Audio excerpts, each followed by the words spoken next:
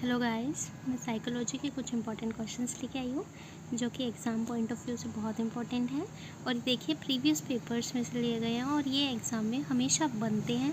और कई बार क्या होता है, हमें एग्ज़ाम का पैटर्न नहीं पता होता कि किस तरह के क्वेश्चंस आएंगे।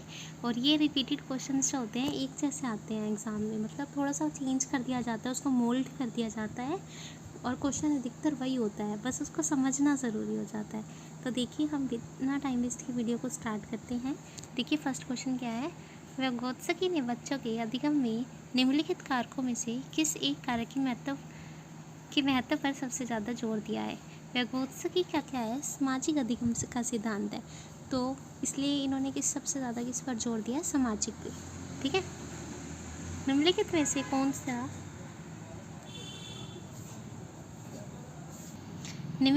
से कौन सा विकल्प विद्यालय आधारित मूल्यांकन के आधार पर सही है। देखिए हमें इन सब में से बताना है कि जो हमारा विद्यालय होता है उसमें से इनमें से सही मूल्यांकन कौन सा है। देखिए सबसे पहले देखिए क्या है, शिक्षा बोर्डों की जवाबदेही कम कर देता है। देखिए ये तो गलत है, इसलिए ये नहीं होगा। जवाबदेही अगर कम कर देगा तो बच्चे का रिस्पॉन्स हमें कैसे पता चलेगा, इसलिए ये तो हो नहीं सकता। उपयुक्त में से कोई नहीं भी नहीं हो सकता। ये 2 पॉइंट तो हमारे कट गए। आगे देखिए, राष्ट्रीय मानकों को प्राप्त करने में बाधक है, ऐसा भी नहीं हो सकता। लेकिन पढ़ते हैं क्या है, सभी विद्यालयों को निदान के माध्यम से और अधिक जानने में मदद करता है। सभी विद्यार्थी यानी जो जितने भी विद्यार्थियों का निदान करना यानी उनको सोल्यूशन करने के माध्यम से क्या होता है, अधिक जानने में मदद करता है। तो इसमें क्या है, बच्चे का निदान के माध्यम से क्या होता है, वो ज़्यादा से ज़्यादा जानने में मदद करता है। ठीक है, तो ये आंसर क्या हो जाएगा, ठीक हो जाएगा। बच्चे कैसे सीख सकते हैं, निम्नलिखित में से कौन सा विकल्प इस संबंध में सत्य नहीं है। ठीक है, देखो बच्चे कई तरीके से सीख सकते हैं, सच है। आगे देखिए, बच्चे सीखने के लिए स्वाभाविक रूप से प्रेरित है, हर रूप से बच्चा सीख सकता है। ठीक है, ये भी सही है, स्वाभाविक है, सीखने के लिए स्वाभाविक रूप होना चाहिए। ठीक है, हर तरीके से सीख सकता है। आगे देखिए, बच्चा तब सीखता है जब वे संज्ञानात्मक रूप से तैयार हो। संज्ञानात्मक रूप से तैयार होना भी ठीक है, लेकिन आगे देखिए सेकंड में क्या है, बच्चे केवल कक्षा में ही सीख सकते हैं। तो बच्चा हर तरीके से सीख सकता है, सिर्फ कक्षा में तो सीखेगा नहीं। तो इसका इन्होंने क्या कहा है, जो सत्य नहीं है वो बताना है। तो बच्चे केवल कक्षा में ही सीख सकते हैं, ये क्या है, गलत हो जाएगा। आगे देखिए, किसने सबसे पहले बुद्धि परीक्षण का निर्माण किया। बुद्धि परीक्षण की सबसे पहले किसने किया, अल्फ्रेड बिने ने। और ये इंपॉर्टेंट क्वेश्चन है। ब्रेल लिपि में से किसको पढ़ाया जाना चाहिए। ब्रेल लिपि किसके लिए होती है, अंधों के लिए होती है। तो क्या हो जाएगा इसका आंसर, अंधों के लिए। ठीक है, अंधों को मतलब ब्रेल लिपि से पढ़ाया जाता है। आगे देखिए, विकलांगों को रुचि होती है। रुचि क्या होती है, जन्मजात होती है, अर्जित होती है, या दोनों होती है। देखिए रुचि है, हमारा इंटरेस्ट है, वो पेरेंट्स के अकॉर्डिंग भी हो जाता है कई बार कि मम्मी पापा को ये चीज़ का इंटरेस्ट था तो बच्चों में भी वही हो। लेकिन कई बार क्या होता है, पेरेंट्स को कुछ और सब्जेक्ट पसंद होता है, बच्चों को कुछ और हो सकता है। तो इसलिए जन्मजात भी हो सकती है और अर्जित भी हो सकती है। ठीक है, तो इसका आंसर क्या आ जाएगा, दोनों। आदतें क्या होती हैं, देखिए आदत ज़रूरी नहीं होता है कि पेरेंटल हो। ठीक है, मतलब जन्मजात हो, मतलब जो हमारे पेरेंट्स को पसंद है वो हमें हो। ठीक है, आदत जो क्या होती है वो अर्जित होती है, हम अपने अकॉर्डिंग अपने आप उसको आदतों को बनाते हैं। आगे देखिए, एक छात्र जो हमेशा नई नई जानकारियों के लिए स्रोतों की खोज करता है, वह शिक्षक व सहपाठियों से तर्क वितर्क करता रहता है होता है। देखिए जो नई नई जानकारियों के लिए, इसका आंसर आएगा सी। ठीक है, तो वो बच्चे कौन से होते हैं, प्रतिभाशाली बालक। ठीक है, इसका आंसर आप क्या करेंगे, सी। आगे देखिए, निःशक्त बालकों की शिक्षा के लिए निःशुल्क यानी जो होते हैं उनके लिए सबसे कौन सी शिक्षा का प्रावधान किया गया है, समावेशी शिक्षा का। ठीक है, आगे देखिए, प्रतिभाशाली बच्चों के लिए आवश्यक है। प्रतिभाशाली बच्चे जो हैं उनके लिए अलग अलग तरह की क्लासेस होनी चाहिए। ठीक है, तो उन्हें अलग अलग तरह के अवसर देने चाहिए। तो देखिए, उन्हें लगातार पुरस्कार दिए जाए, प्रतिभाशाली बच्चे ये तो नहीं चाहता, तो उपरोक्त सभी भी नहीं होगा। उनके साधारण होने की अनुमति कराई जाए, ये भी नहीं होगा।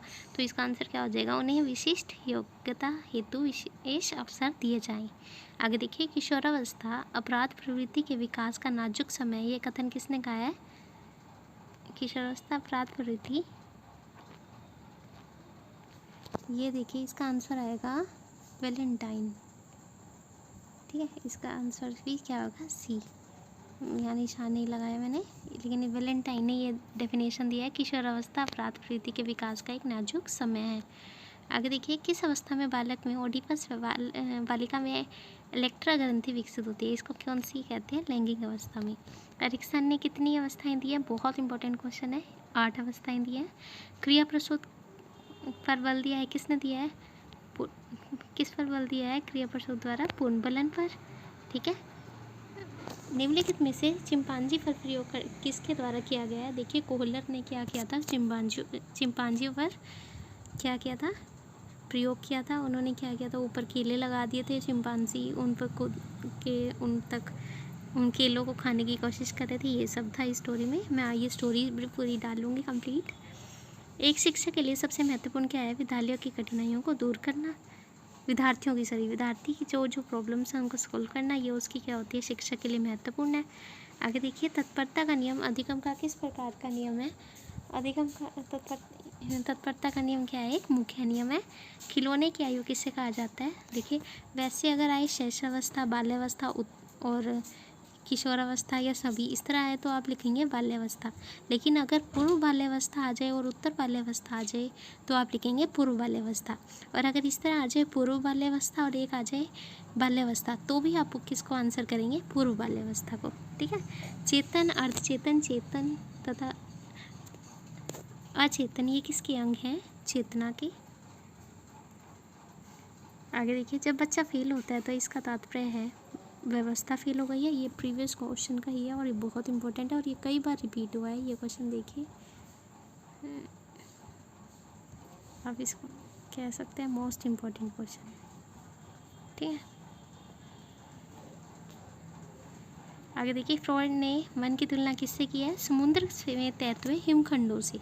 ठीक है, आगे देखिए, बुद्धि के बहुकारक सिद्धांत के प्रतिपादक कौन है? बुद्धि का बहुकारक सिद्धांत किसने दिया है? थॉर्नडाइक ने। किसने कौन सा सिद्धांत दिया? मैंने ये एक वीडियो डाली हुई है, आप देख सकते हैं।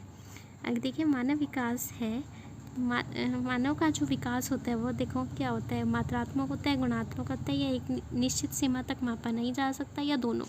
देखिए, मानव का विकास जो होता है वो मात्रात्मक और गुणात्मक दोनों होता है। और मानव की वृद्धि होती है जो वो क्या होती है? सिर्फ मात्रात्मक होती है, उसे सिर्फ मापा जा सकता है। देखिए, ये कंप्लीट हुए हैं 25 क्वेश्चंस। मैं फिर से और एक वीडियो लेके आऊँगी। अगर आपको ये पसंद आई तो लाइक करें, शेयर करें और सब्सक्राइब करें इस चैनल को।